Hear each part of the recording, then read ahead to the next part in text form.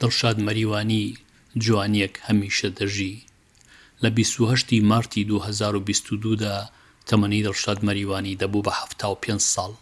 حەزم دەکرد بمزانی بە لەو دەمەوە کە نەمدیوە مەریوانی چەند گۆڕاوە و ئێستا چ جۆرە شیارێک دەنووسێ. دوجار مەریوانیم لە مارتی 1982 دا دی. ئەو دەم تەمەنی 35 ساڵان بوو. ئیدی نەمدیەوە. تێکەڵەی ڕژێمی باس و خەباتی چەک مەریوانیان لە 13 مارتی 1989 دا لە تەمەنی 42 ساڵیدا کردە قوربانی. مەریوانی تەنیا 15 ڕۆژ لە ڕۆژی لەدایک بوونیەوە دوور بوو. من ڕێبوار فەتاحم بایەخم زۆرتر بە بابەتی ڕۆشنبیریە. سوپاسیەوە دەکەم گەر سەبسکرایبێم کەناڵە بکەن. دڵشاد مەریوانی براگەورەی 9 منداڵ و 10 ساڵ لە من بەتەمەنتر بوو. ڕیزبەندیمان لە گەورەوە بۆ بچووک بەم جۆرە بوو: دڵشاد، کاژا و خۆشناو، گەشاوە، گۆران، ڕێبوار، ڕێواز، مەریوان و سەیران.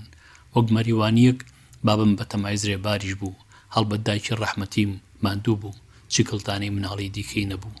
بە ناوی منداڵاندا هزری سیاسی بابم ڕوون دەبێتەوە. بە پێچەوانەی ئەو دەمەوە کە منداڵ زۆرتر ناوی ئاینی لێدەنرا، بابم ناوی هەمومانی بە کوردی ناوە. لە 1947 دا مەریوانی ناو دەنێ دڵشاد. بابم ڕەچەشکێن بوو. کار بە هەڵەدا نەچوو بم دڵشاد یەکەم دڵشادە و ڕێبواریش یەکەم ڕێبوار. پێشتر ئەو ناوانە نەدەنران. لەم ناوەڕۆکەدا پێویستە داهێنەری دڵشاد مەریوانی لە بەرچاو بگرین کە جاروبار لە جێی گوێداری یەکێک لەو گۆرانیانە دەبین کە شیاری مەریوانین، وەک بۆ وێ لەو چاوە کاڵانت گۆرانی حەمەی نەرگز، یان کەسەکەم بۆ تۆ نازانیت گۆرانی عوسمان عەلی. لەپڕ یەکێک لە هاوڕێیان لێم دەپرسن کە گوێداری ئەو گۆرانیە دەبیت هەستت چۆنە؟ پرسیارێک لە ڕووکاردا هێندە ساکار کەچی لە گەوهەردا گەلێک ئاڵۆز. ئەو گۆرانیانە دوو کەس پێکەوە دەبەستن کە تەنایەکێکیان دەژی. هیچ شتێکی نوێ لەوەدا نییە. هەمیشە ژیان و مردن تێکەڵن. ئەوی دژی مردنی تێدایە، جا ئەوی خۆی بێ یان ئەوانی لە خاکدان. ئەوی کە مردووشە ژیانی گۆڕ کردووە، جا ئەوی خۆی بێ یان بەشی ئەوانە بێ کە لە ژیاندا جێهێشتون. مەرجی مەریوانی چەندان لایەنی ژیانی منی لەگەڵ خۆی بردووە، لەوانیش یادەوەریەک کە تەنیا لەگەڵ ئەودا ناوکۆ بووە و ئێستا لە منی زیندوودا مردووە، لەگەڵ کەسی دیکەدا تاوە توێ ناکرێ. هەموو ئەم یادەوەریانە کە چەندان ساڵ چۆتە بیناکردنیانەوە باس کوشتنی. هەڵبەت لای من مەرگ ژیان شیرین دەکات و ماناو بەهای پێ دەبەخشێ. هەر هیچ نەبێ گەوهەری زۆر کەس دەردەخات. کەسی مەزن هەمیشە لەوە مەزنترە کە لای ئەوانی دەوروبەر و هۆگرانی دەردەکەوێ. زانین و کارامەیی کەسێک تەنیا لە نووسین و ئاخەوتنیدا خۆی نانوێنێ. ڕەوتار و هەڵس و کەوتیشی گەواهین. هەروەک ئەوەی لە عەقڵدایە هەمووی کامەڵ نییە. زۆری لە ژیانی ڕۆژانەدا گوزارشتی لێ ناکرێ. ئەوەی بە ئێمە دەگات لە بیرمەندێکەوە تەنیا دڵۆپێکە لە دەریایەک. ئەوەش کە ئێمە دەربارەی دەیزانین ناتوانێ خۆیمان کتومت پێ بناسێنێ. مەریوانی وەک هەموو مەزنێک بە زۆر کەسایەتی جیاواز ناسراوە. لەوانش قوتبەدینی لانەوازان، شاعیرێکی ناسک، شۆڕژگێڕێک، کورتپەروەرێک، شانۆکارێک، زمانەوانێک، ئەدیبێک و زۆری دیکە. هەندێکیش تەنیا لە گۆرانی حەمەی نێرگز و عوسمان عەلیدا دەیبینن. مرۆڤیش وەک کتێبێکی مێژوو ئەفرێن کە شوێن پەنجەی لەسەرمان جێهێشتووە. مەرج نییە ئێمە لە چاو دەوروبەری ئەمڕۆوە لە هەموو ڕوویەکەوە تێی بڕوانین. نەخێر، ناتوانین بڵین ئەفلاتون بلیمەت نەبووە، ناشتوانین بڵین لە هەموو بۆچوونێکیدا لە ڕووی ئەمڕۆوە ڕاست بووە. لەو کتێبەدا بۆچی دەگەڕێین تا چەند نووسەرتوانیوێتی بە پرسی بنەڕەتی و بێپێشینە ئێمە بە پرسگەلێک سەرسام بکات کە پێشتر بە عەقڵماندا نەهاتووە. چۆن توانیوێتی بابەت کاریگەرانە تاوتوێ بکات. هەروەک هزر لەو کتێبە نایابەدا دەرک دەکاتەوە بۆ ئەوەی نەوەی داهاتوو پەرەی پێ بدەن.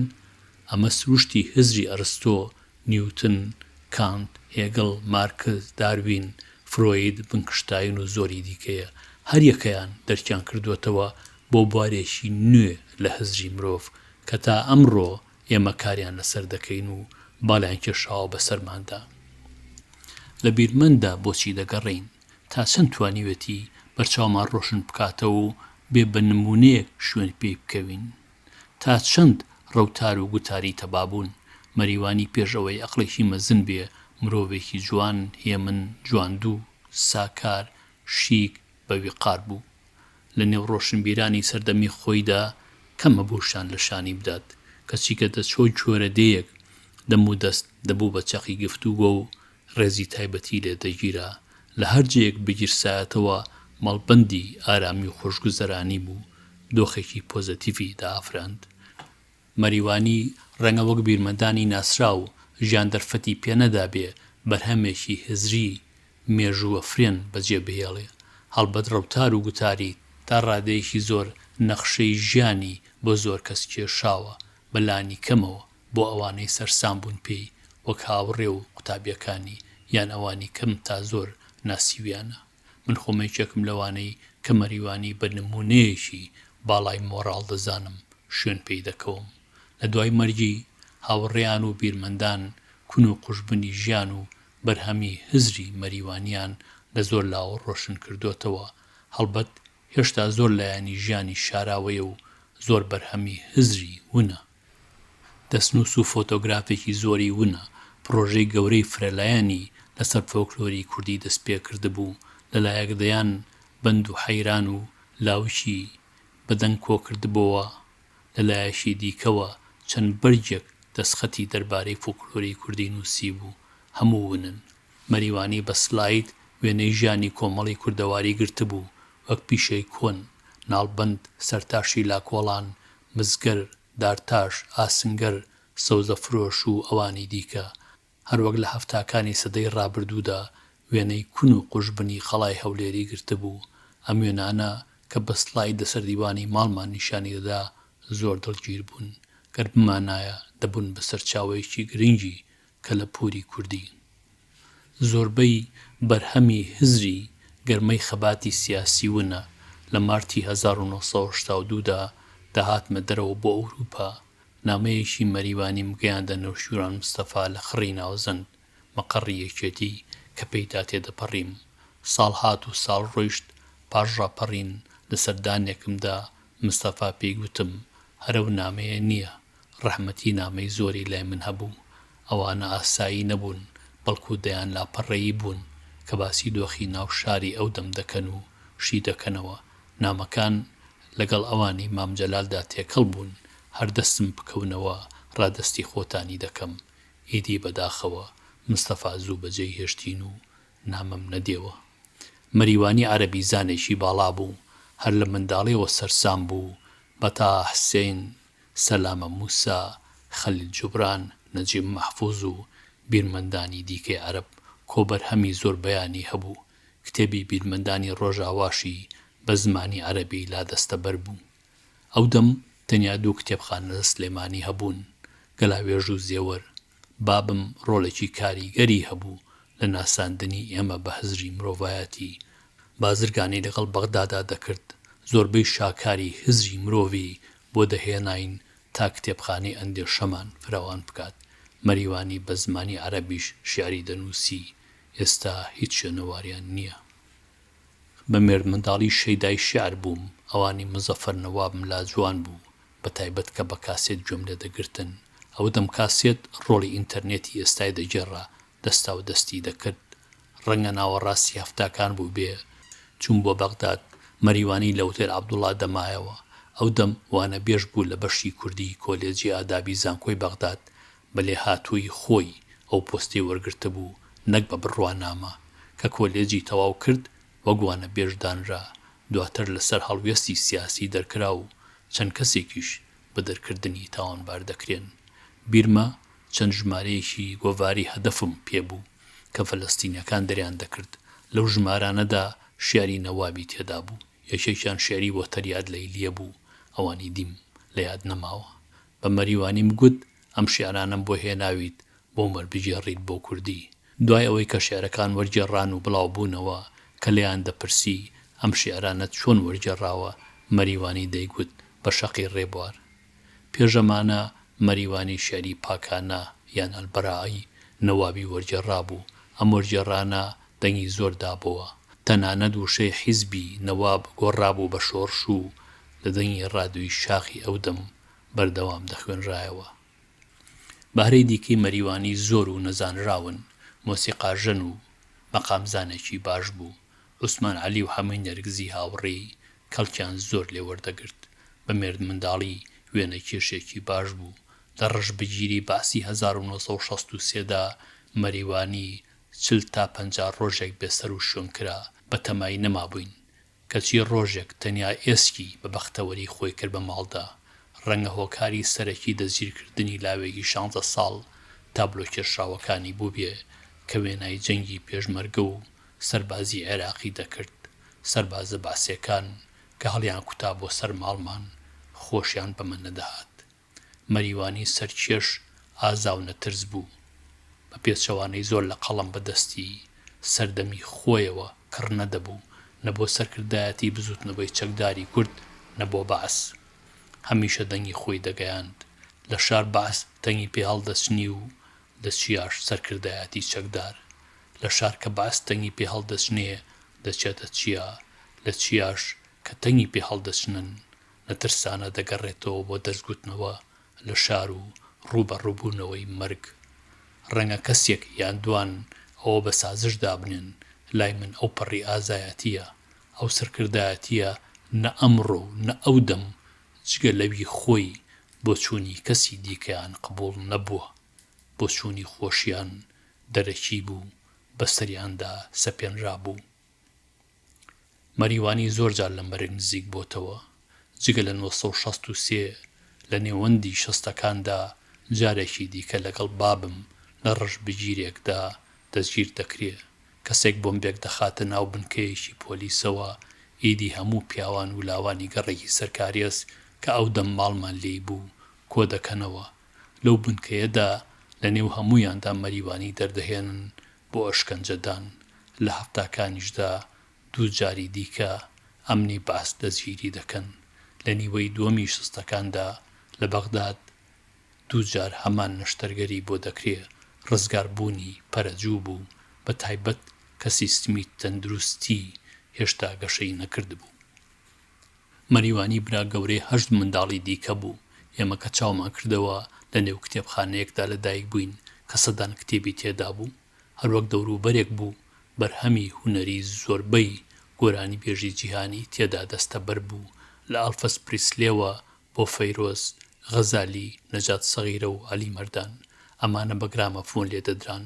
ماڵمان ژینگەیەکی بە بەڕشت بوو بۆ پەرەپێدانی هزر. هونەری تێدا نەبوو کە ئێمە ناوی گەورە بیرمەندانی جیهانمان دەزانی و بەکاری هزریان شارەزا بووین.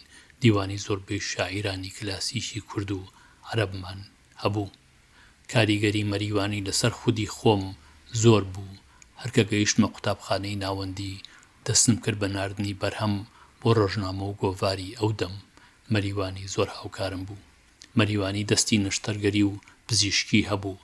ئەمانە بەهرەیەک بوون لە بابی ڕەحمەتیمەوە فێربوو بوو. لە سەرەتای سەدەی 20دا بابم 7 ساڵ لە سەربازی ستاپی تەندروستی دەبێ شارەزا بوو. ئێمەی منداڵ زۆر لێوەی فێر بووین. مەریوانی لە هەشتاکاندا کە پێشمەرگە دەهاتە شار و زامدار دەبوون، ماڵەکەی وەک نەخۆشخانەی ناو شاری هێزی پێشمەرگە بوو. تەنیا نەشتەرگەری گەورەی تێدا نەدەکرا. پێشمەرگەکان بە دکتۆر حەمەکاڵ دەیان ناسی. هەر ئەوەش ناوی بوو لە نێو بزوتنەوەی چەکداردا کە من بە ناو هێزی پێشمەرگەدا تێدەپەڕیم بۆ ئێران تا بگەمە ئەوروپا. دکتۆر حەمەکاڵ ناوێکی گەش بوو. لە 28 ئەیپریلی 1982دا لە تارانەوە نامەیەک بۆ مەریوانی دەنووسم بە ئاگای دەهێنمەوە لە مەترسی ئەوەی کە ناو و چالاکی وێردی سەرزاری هەمووانە. دەبێ ڕۆڵی دایکی ڕەحمەتیم لە ژیانی هونەری ئێمەدا لە یاد نەکەم. دایکم هەمیشە بەندی کوردی بە ئاوازی فۆلکلۆر بۆ دەگوتین، بە تایبەتیش وەک لایلایە بۆ وردیلەکان. هەرێکێک لە 9 منداڵەکە گۆرانی تایبەت بە خۆی هەبوو. گومانم نییە هەموو ئەم ئاوازە خۆشانە بەدەنگی بە سۆزی دایکم کاریگەر بوون لەسەر پەرەپێدانی بەهرەی هونەری لە ئێمەدا. سەرباری ئەوەش دایکم خۆی بە تابلۆیەکی قەشەنگی کلاسیک دەچوو کە بە بەرجی کوردیەوە بەسەر جیهانەوە بوو. زۆر جار کەسێک دەبینیت لە دەوروبەرێکدا هەستێکت لاجێ دەهێڵێ کە ئەو کەسە هەڵقوڵاوی ئەو جێیە نییە، جێگۆڕچی کردووە. لای من مەریوانی بە هەڵکەوت لە عێراق لەدایک بوو، ڕەوتار و گوتار و بەرهەمی هزری بنەمای لەوێدا نەبوو. ئایا بوونە وەرێکی ئەندێشەیی بوو؟ ئایا لەژێر کاریگەری پاڵەوانی ئەو بەرهەمە هزریە زۆرەی کە دەیخوێنەوەدا ڕێژرا بوو؟ کەسمان نازانین. کۆمەڵی کوردەواری لە نێوان باس و سەرکردایەتی خەباتی چەکدا بۆگەن بوو. ئەوانی کە تاوانبار دەکرێن بۆی دەستیان لە خوێنی مەریوانیدایە ناسراوی خۆی بوون. ئەوانش کە بە کوژەکەیان تا ئەمڕۆ داڵدەداوە هاوڕێی خەباتی بوون.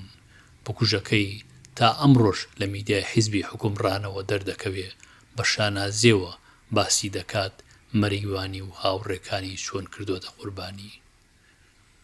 کەس نازانێت تەرمی مەریوانی چۆن شێوێنراوە. هەڵبەت هەمومان لە داهاتووی نزیکدا دەزانین تەرمی بکوژەکەی و ئەوانی داڵدەیان داوە چۆن لە شەقام دەشێوێنرێن. مەریوانی تەنیا 42 ساڵ دەژی لە 28 مارتی 1940ەوە بۆ 13 مارتی 1989، 15 ڕۆژ پێش لە ڕۆژی لەدایک بوونی شەهید دەکرێت. لەگەڵەوەشدا کە مەریوانی تەمەنی گەلێک کورت بوو، بەڵام دەریایەک بەرهەمی هزر و مۆراڵی باڵایی بۆ بەجێهێشتوین. هەر خۆی بەتەنێ ڕەوتێکی هزر و مۆراڵە. من سوپاسیەوە دەکەم کە لەم بەشە سەختەدا هاوڕێم بوو. هەتاکو بەشێکی دیکە ئارام و کامەران بن لەگەڵ ڕێز و خۆشەویستی